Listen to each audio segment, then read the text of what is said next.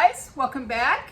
Today we're going to be talking about why I feel the need to prep for my family. I've told this before. I've told you guys all about what led me to have a prepper pantry, what led me to have a supply of food storage on hand. But I do have new subscribers. Maybe everyone hasn't watched all my videos and they don't know. So I think my story might encourage others to know that it's a good thing to do, and it's a necessary thing that we all need to be doing right now. If you haven't seen my old videos, please feel free to go back and check them out. I have lots of good prepping tips, lots of good recipes, fun times, all of that. I am excited about my channel right now. My subscriber count is at 800, and it was at 810. I'm now down to 809. So I would love to hit 1,000. I would love to be able to meet that goal for myself. When I first started my channel, I didn't even expect to get 50 subscribers. I really didn't. I just wanted a way to be able to share some encouragement with other people. And I've had so much fun. I love my channel. I love all of you guys. I appreciate you all so much, all the comments and all of the subscribers. But if you haven't subscribed to my channel, I would love for you to go ahead and do that. Hit the like button so you can, and the bell so you can be notified of my future videos. So, all right, let's just get right into it today. For many years, I didn't think much at all about preparing for my family. I think as young people, we just lived in the moment, had fun, enjoyed our lives, as most of us do. But I read a book. There was a Christian financial counselor named Larry Burkett, and he had a book about Y2K. And he was cautioning people that this could be quite a traumatic event for the world if when the computers changed, the date changed over on the computers to the year 2000, it was, the computers weren't equipped to make that change over, to roll over to the year 2000. So he was concerned that there could be a lot of problems. And so he was encouraging people back then to be prepared, to do things to prepare for your family, for all of the necessary things that could possibly go wrong in that situation. I read his book, and it concerned me enough that I did. I prepared for that. I shopped sales that year. I got my kids. We had 3 kids living at home at the time, ages 13, 11, and 6, I think, somewhere around in there.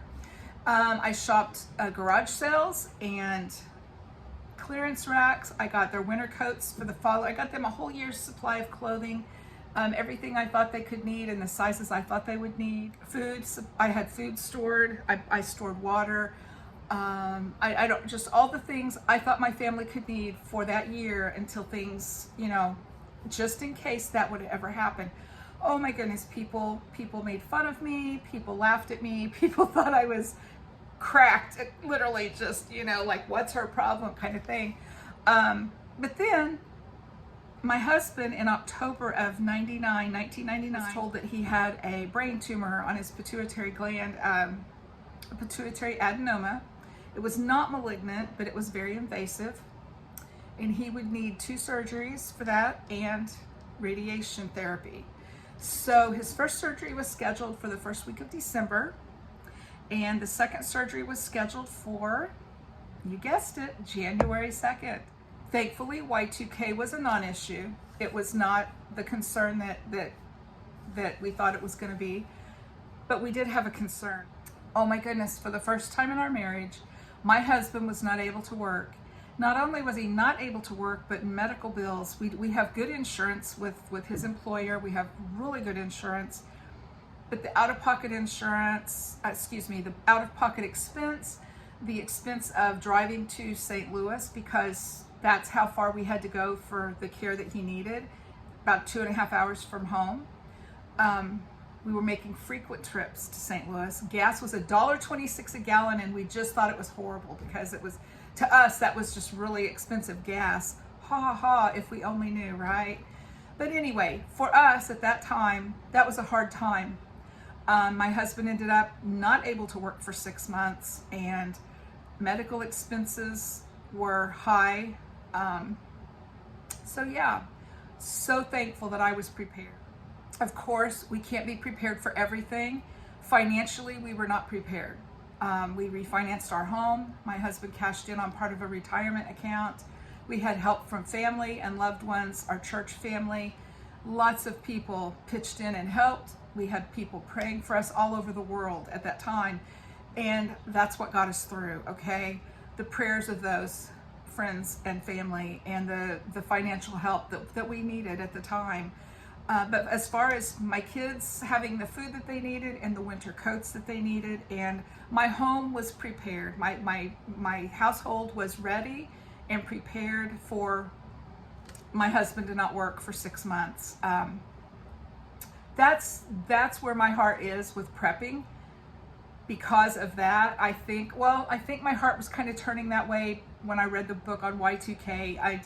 But then when you actually live through a crisis, life happens. That's what I say to people. You know, we never know from one day or 1 week or 1 month to the next what's going to happen in our life that's going to literally send us in a tailspin. The times in my life that I did have my pantry in place, oh my goodness, it makes all the difference in the world. It really makes all the difference in the world to have that peace of mind, to know that no matter what happens, at least within my home, I have food and supplies to be able to take care of my family, prepare meals and take care of our health and things like that. And so that's what I want to pass along and encourage all of you about, you know, having a prepper pantry. I don't have a big bunker. I don't have tons of ammunition. I'm not a military style, end of the world, zombie apocalypse type of prepper. I'm just a housewife. I'm 59. I'm a grandma. My children are grown. They're adults now. But I still have that on my heart to keep my family prepared for whatever comes our way. And I want to encourage others as well. I really have that on my heart. Just the thought of someone, you know, struggling. When a situation comes your way, like a brain tumor or the loss of a job, you're already thrown for a loop. You are just flattened, like body slammed is how it feels. You don't need to worry about what we're going to feed the kids tomorrow, or oh my gosh, we don't have groceries. How are we going to pay for groceries? The basic life needs are already there on the shelf waiting, and what a blessing that is. Seriously, guys, what a blessing that is. So that's why I prep, and that's why I have my YouTube channel, to encourage others to prep.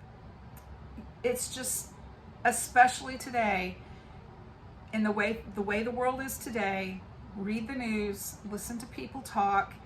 COVID is still out there. People are without jobs. Businesses are closing. There's gas prices are soaring. Inflation is here. We've had food shortages. The list goes on and on and on of all the things that are just absolutely unraveling in our world. So now, even more than ever, is the time to be prepping. Get that extra food. If it's $10 a week, do it. You know, get that extra food, get it on your shelf, and start rotating it into your meal plans. So anyway, that's my encouragement for today. I just wanted to kind of remind everyone why I'm here, what my story is, why I prep, why is that important to me, why do I care? I care about people, I love people.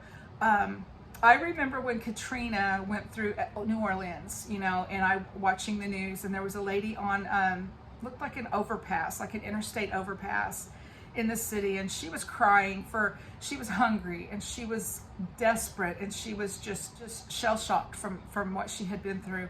And she was crying, and she was like, would someone just give me a hot dog, you know?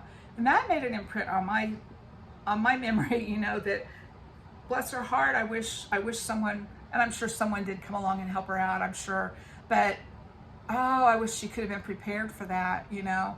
And yeah, that's my heart. I just want people to be prepared in whatever way you think you need to prepare for your family, because all families are different. and what my family needs, your family probably doesn't need, you know, etc., etc. So anyway, let's get to prepping, everyone. It's never too late, and it's more important now than ever. So I'm going to leave you with that thought, and hope you have a great day. Hope you guys have a great 4th of July coming up this weekend. Visit with your family, spend time with your loved ones, and celebrate our country. What a great country we have. And I will talk to you later. Thanks for watching. Bye.